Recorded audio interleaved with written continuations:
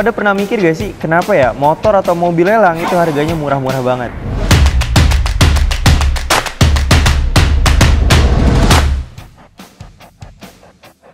Dan terus lu langsung mikir tuh, gue langsung ikut lelang aja lah. Tapi nggak kayak gitu. Sebelum kalian ikut lelang, kalian harus banget nonton video ini supaya kalian nggak boncos pas ikut lelang. Penasaran tipsnya apa aja? Dan ini dia 5 hal yang harus kalian tahu sebelum kalian ikut lelang. Oke juragan, langsung aja kita ke yang pertama. Nah, disclaimer nih, sebelum Mimin kasih tahu, setiap ketentuan setiap balai lelang itu beda-beda juragan ya. Jadi Mimin di sini bakal kasih tahu juragan berdasarkan ketentuan dari Tunas Auction. Oke? Yang pertama udah pasti juragan harus cek unitnya secara langsung. Jadi juragan datang nih ke pool Tunas Auction terdekat di kota juragan dan langsung cek unitnya secara langsung. Kita ada di mana aja gitu ya. Untuk unitnya kita ada di Bekasi, poolnya kita ada di Bekasi, di Medan, Lampung, Pekanbaru, Banjarmasin, Kalimantan, pokoknya banyak deh ya. Untuk detail poolnya nanti ditaruh di kolom deskripsi video gitu.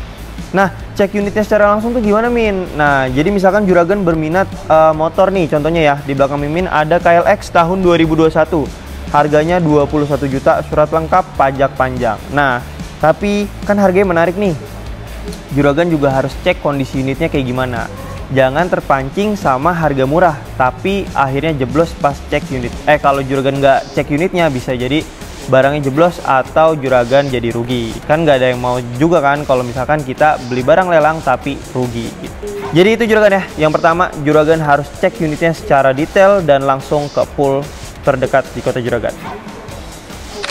Oke juragan, kita langsung aja ke yang kedua. Yang kedua pastinya juragan harus tahu batas limit budget juragan. Nah, kalau misalkan di atas budget limit juragan kan nanti one prestasi dan unitnya depositnya juga hangus gitu kan. Makanya ini penting banget untuk juragan ya. Tahu tuh modal juragan berapa nih. Ya kan? Modal dan keuntungan juragan yang dapat misalnya juragan menang unit nih, keuntungannya berapa, terus juga modalnya berapa tuh harus diperhitungkan secara detail gitu. Supaya nanti nggak boncos ketika juragan menangin unit. Oke, dan yang ketiga, juragan tuh harus paham dan tata cara mekanisme lelang itu gimana. Kan setiap balai lelang itu mekanismenya beda-beda kan. Tapi yang pasti itu yang dilelang tuh namanya ada namanya harga limit juragan ya.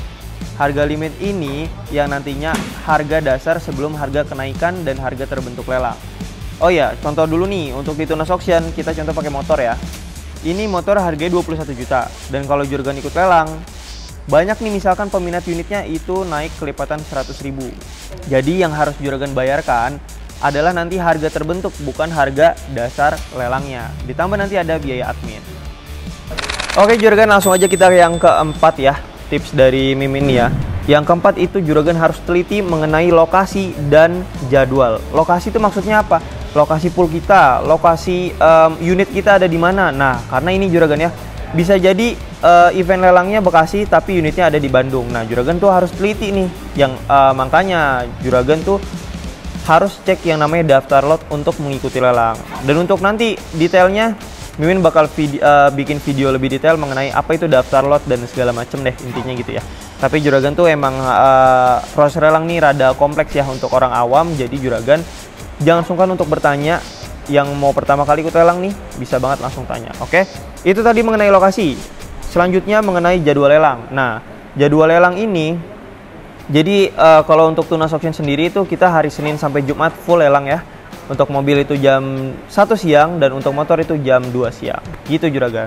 Jadi juragan harus teliti dan pastikan lokasi serta jadwalnya tuh kapan aja lelangnya di Tunas Auction. Dan yang terakhir nih juragan udah sampai tips yang paling penting menurut Mimin ya.